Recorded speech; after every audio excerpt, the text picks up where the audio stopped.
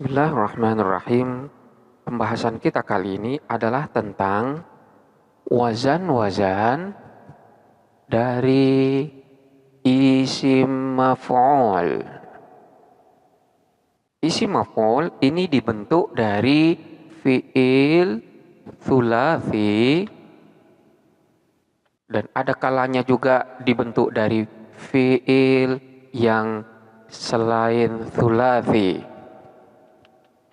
Dan secara fungsi, ada kalanya isim maf'ul itu dibentuk dari fi'il muta'addi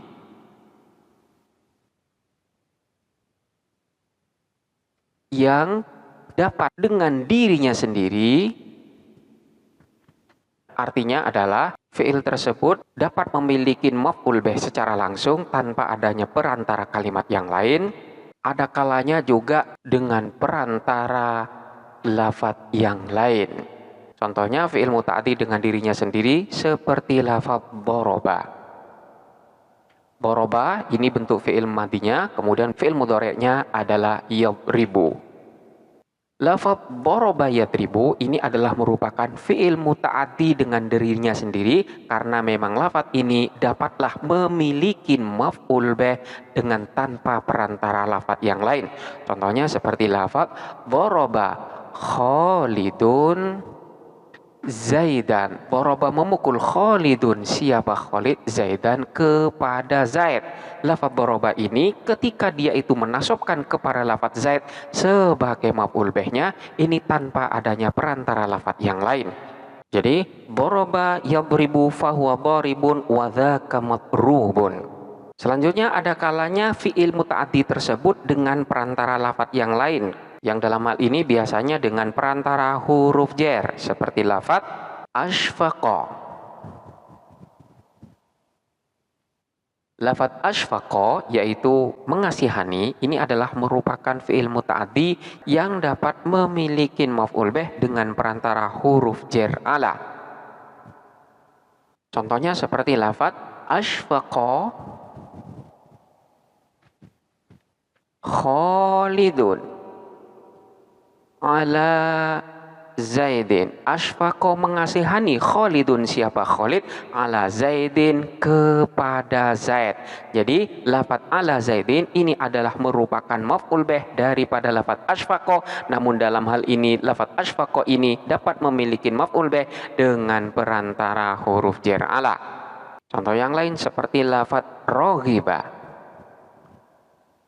Raghiba ini adalah merupakan fi'il muta'addi, namun kemuta'addiannya ini melalui perantara huruf jar. Ada kalanya huruf jarnya dengan menggunakan huruf jar fi, ada kalanya menggunakan huruf jar an, tergantung makna yang dikehendakin. Manakala raghiba fi, manakala huruf jarnya berupa huruf jar fi, maka makna dari raghiba ini adalah senang atau suka. Manakala huruf jarnya adalah an, maka makna roghibah ini adalah benci atau enggan. Contohnya, roghibtu fi Zaidin. Roghibtu suka atau senang siapa saya? Fi Zaidin terhadap Zaid. Namun manakala fi ini diganti dengan ala sehingga menjadi roghibtu ala Zaidin, maknanya adalah saya benci terhadap Zaid.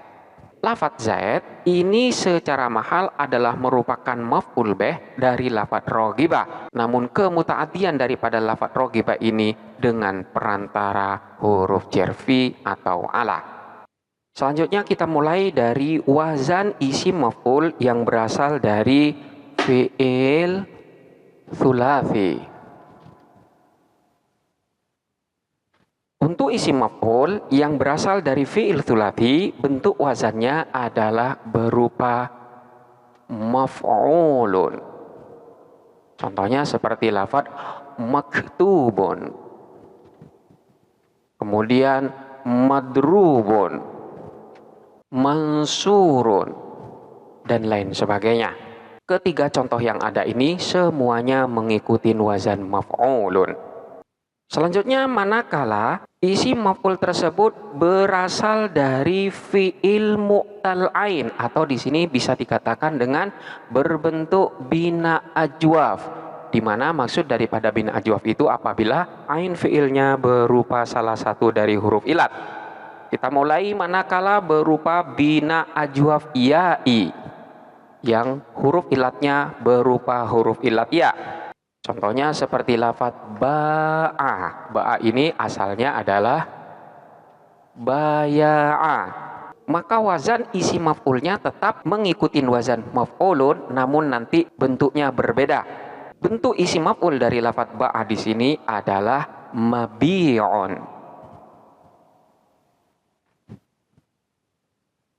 Wadzaka mabi'un. Secara sepintas, lafaz mabi'un ini tidak mengikuti wazan maf'ulun. Namun pada asalnya, lafaz mabi'un ini adalah berasal dari lafaz mabyu'un. Tetap mengikuti wazan maf'ulun. Maf'ulun mabyu'un.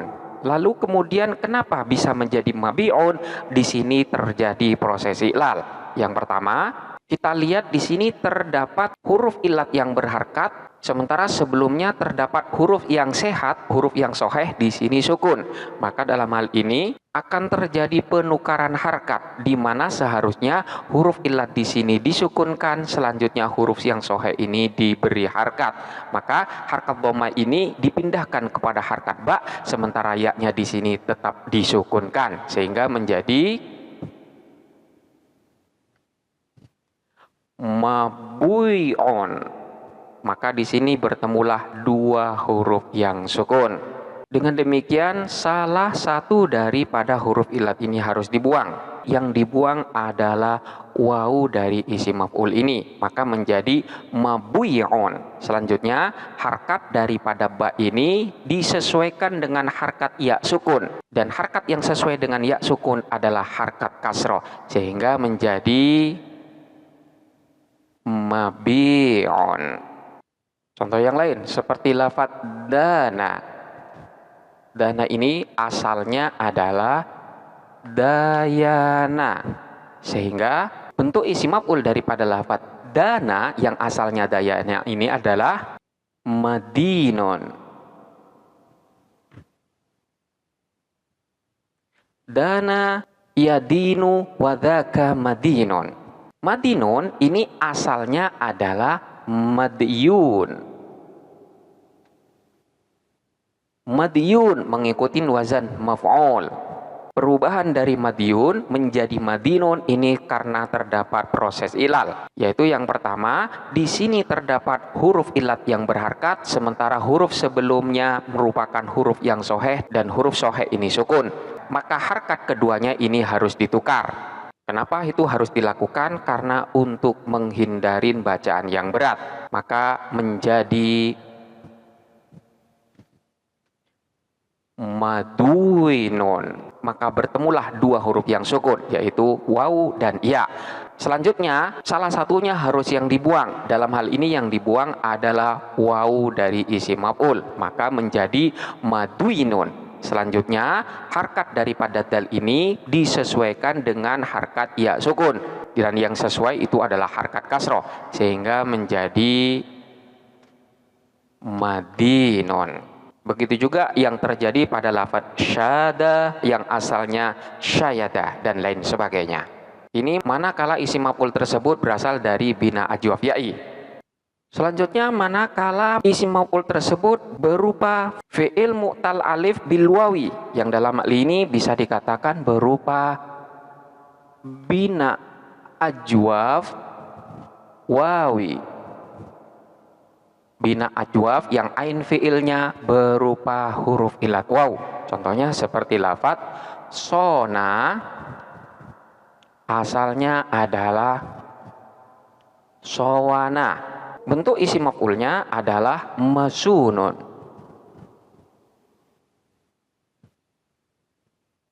Asal daripada lafaz masunun di sini adalah maswunun. Selanjutnya terdapat proses ilal sehingga masunun menjadi masunun.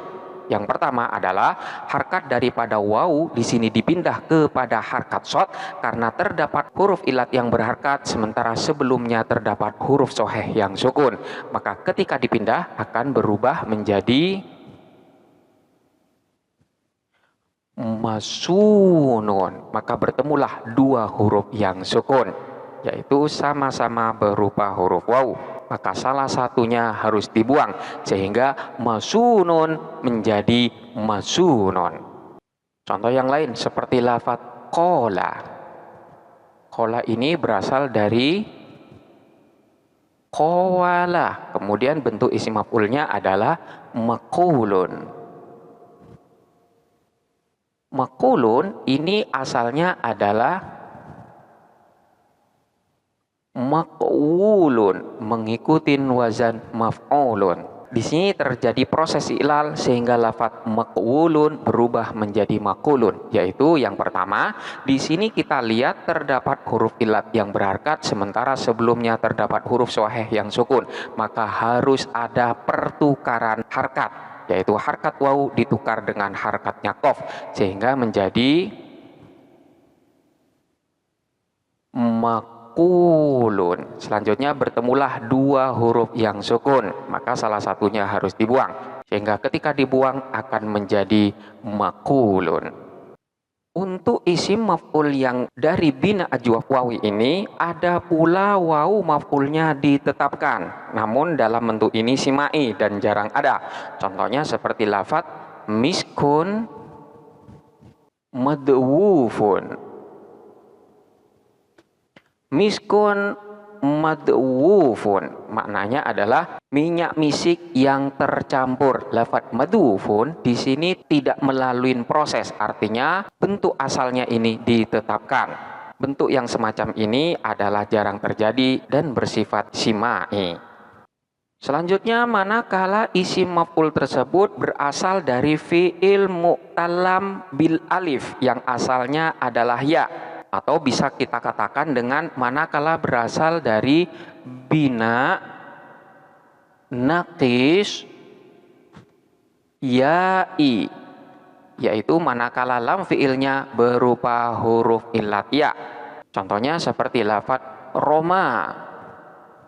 Roma di sini asalnya adalah Romaya, maka bentuk isim maf'ulnya adalah marmiyun. Lafadz marmiyun ini asalnya adalah marmuyun, mengikuti wazan maf'ulun. Terjadilah proses ilal sehingga lafadz marmuyun berubah menjadi marmiyun. Proses yang pertama adalah wawu maf'ul di sini diganti dengan ya sehingga menjadi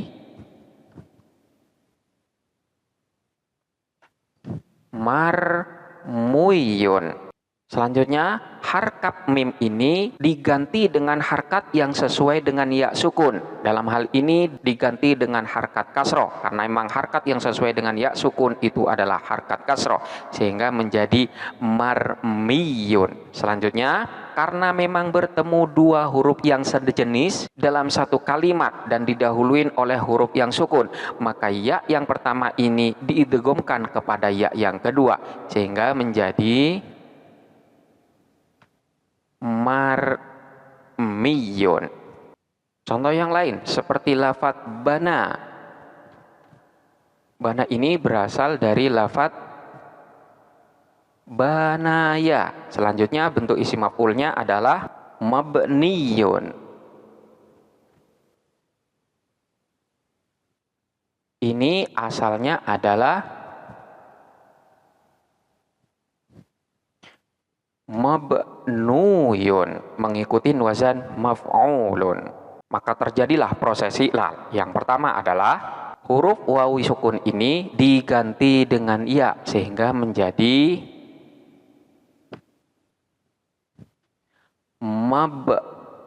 mabnuyun. Selanjutnya, harkat daripada nun ini diganti dengan harkat yang sesuai dengan ya sukun dalam rangka untuk meringankan bacaan. Dan harkat yang sesuai itu adalah harkat kasroh, sehingga menjadi mabniyun. Selanjutnya, di sini terdapat dua huruf sejenis yang bertemu langsung dalam satu kalimat, di mana didahului dengan huruf pertama yang sukun. Maka huruf pertama di sini diidghamkan kepada huruf yang kedua, sehingga menjadi mabniyun. Dan ini juga terjadi pada lafadz qadha, di mana asalnya adalah qadaya dan bentuk isim maf'ulnya adalah maqdiyun dan lain sebagainya. Selanjutnya, manakala berasal dari fi'il mu'tallam bil alifi yang asalnya adalah waw, atau bisa dikatakan jika berasal dari bina naqis wawi, kalimat fi'il yang lam fi'ilnya berupa huruf ilat waw. Contohnya seperti lafadz da'a yang asalnya adalah da'awa dan bentuk isim maf'ulnya adalah mad'uun. Mad'uun ini berasal dari mad'uun, di mana terjadi proses ilal sehingga menjadi mad'uun, yaitu di sini terdapat dua huruf yang sejenis yang bertemu langsung di dalam satu kalimat, di mana huruf yang pertamanya di sini sukun, maka huruf pertama di sini diidghamkan kepada huruf yang kedua sehingga menjadi mad'uun. Contoh yang lain seperti lafadz syaka. Syaka ini asalnya adalah syakawa dan bentuk isim maf'ulnya adalah mashkuun.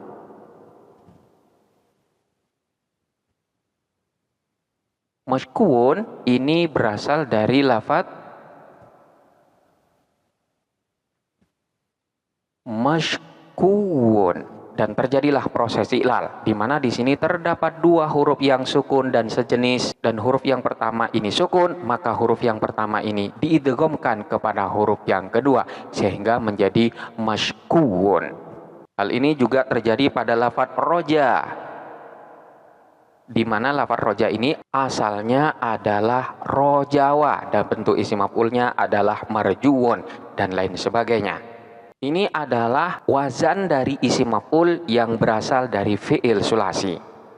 Selanjutnya, wazan dari isim maf'ul yang terbentuk dari fi'il yang ghairu thulathi. Artinya yang huruf-hurufnya lebih dari 3 huruf. Maka bentuk daripada isim maf'ulnya ini dibentuk dari fi'il mudhari' yang mabni majhul, di mana di sini dengan mengganti huruf mudhari'ah dengan huruf mim yang berharkat dhammah. Contohnya seperti lafadz akrama yukrimu dan bentuk mabni majhulnya adalah yukromu. Selanjutnya huruf mudhari'ahnya di sini diganti dengan huruf mim yang berharkat dhammah sehingga menjadi mukramun. Contoh yang lain seperti lafadz istaghfara yastaghfiru, di mana bentuk mabni majhulnya adalah yustaghfaru. Selanjutnya huruf mudhari'ah di sini diganti dengan huruf mim dhammah sehingga menjadi mustaghfarun. Yustaghfaru bentuk isim maf'ulnya adalah mustaghfarun. Selanjutnya terdapat pula bentuk daripada isim maf'ul yang berasal dari fi'il ghairu thulathi, di mana bentuk daripada isim maf'ul ini sama dengan bentuk dari isim fa'ilnya setelah mengalami proses iklal. Namun manakala dilihat dari asalnya maka akan berbeda. Contohnya seperti lafadz muhtajun.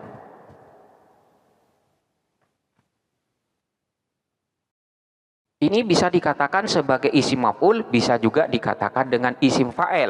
Hal ini dapat diketahui dari susunan kalimat yang ada. Sehingga dari sana kita dapat membedakan apakah lafadz muhtajun itu merupakan isim maf'ul ataupun isim fa'il. Namun manakala dilihat dari bentuk asalnya, maka akan dapat dibedakan. Contohnya, lafadz muhtajun ini bentuk isim fa'ilnya adalah muhtawijun. Selanjutnya, bentuk isim maf'ulnya ini adalah muhtawajun. Jadi manakala isim fa'il, maka huruf sebelum terakhir ini diharakatin kasroh, manakala isim maf'ul, huruf sebelum terakhir di sini diharakatin fathah. Namun ketika sudah terjadi proses iqlal, maka bentuknya pun sama. Contoh yang lain seperti lafadz mu'taddun. Lafadz mu'tadun ini bisa dikatakan sebagai isim maf'ul, juga bisa dikatakan sebagai isim fa'il, tergantung pada susunan kalimat yang ada. Namun bentuk asalnya ini berbeda. Manakala bentuk asal dari isim fa'ilnya itu adalah mu'tadidun dan bentuk isim maf'ulnya adalah mu'tadadun. Kedua lafadz ini manakala telah melalui proses iqlal, maka bentuknya pun sama, baik isim maf'ul maupun isim fa'ilnya. Dan masih banyak contoh-contoh yang lain dari bentuk isim maf'ul fi'il ghairu tsulats yang bentuk isim fa'il dan bentuk isim maf'ulnya sama. Selanjutnya terdapat beberapa kalimat yang mengandung makna isim maf'ul namun berwazan tidak sama dengan wazan-wazan qiyasi yang ada. Wazan-wazan tersebut adalah yang pertama berwazan fa'ilun. Ada kalimat yang berwazan fa'ilun namun maknanya adalah bermakna isim maf'ul. Contohnya seperti lafadz qatilun. Lafadz qatilun ini bermakna maqtul. Artinya yang dibunuh. Contoh yang lain seperti lafadz dzabihun. Dzabihun ini bermakna madzbuh. Artinya yang disembelih. Contoh yang lain lagi seperti lafadz habibun. Habibun ini bermakna mahbub. Yang dicintai. Kemudian ada pula yang mengikuti wazan fi'lun. Contohnya seperti lafadz tirhun.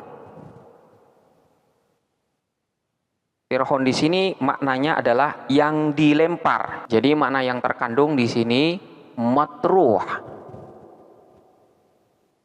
Yang dilempar. Contoh yang lain seperti lafadz dzibhun.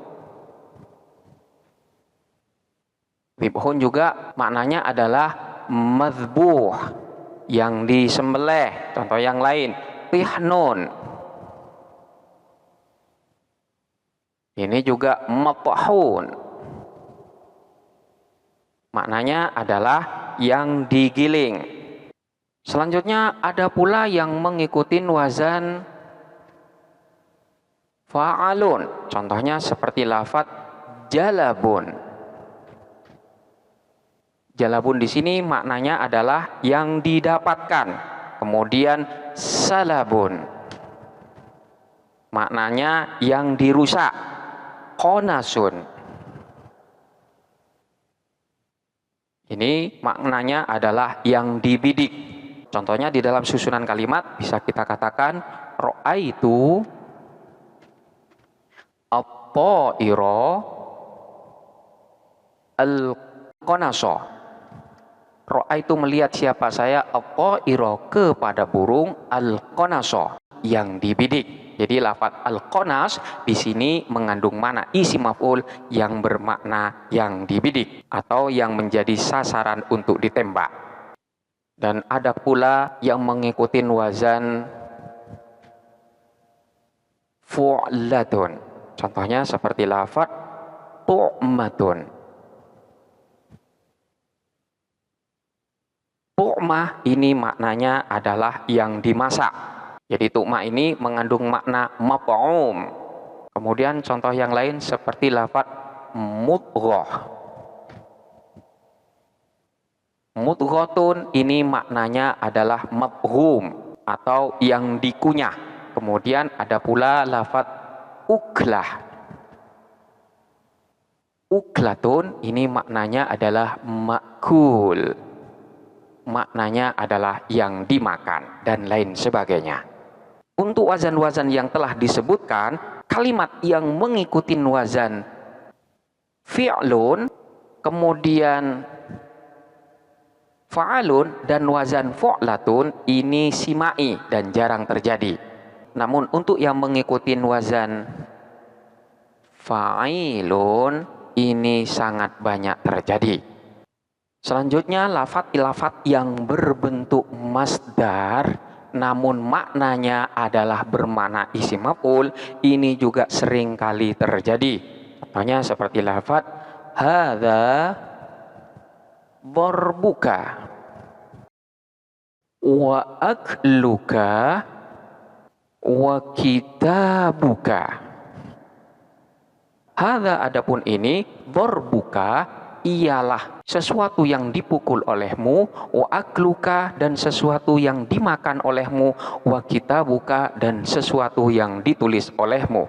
Jadi lafaz darbuka di sini maknanya adalah madrubuka. Kemudian akluka ini maknanya adalah makuluka. Selanjutnya ini kitabuka maknanya adalah maktubuka. Dan lafaz-lafaz semacam ini juga sering terjadi. Jadi masdar ini ada kalanya makna yang terkandung di dalamnya mengandung makna isim maf'ul dan ada kalanya juga mengandung makna isim fa'il. Ini adalah beberapa wazan dari isim maf'ul. Selanjutnya silahkan untuk dipelajarin dengan seksama dan sampai jumpa pada pembahasan berikutnya.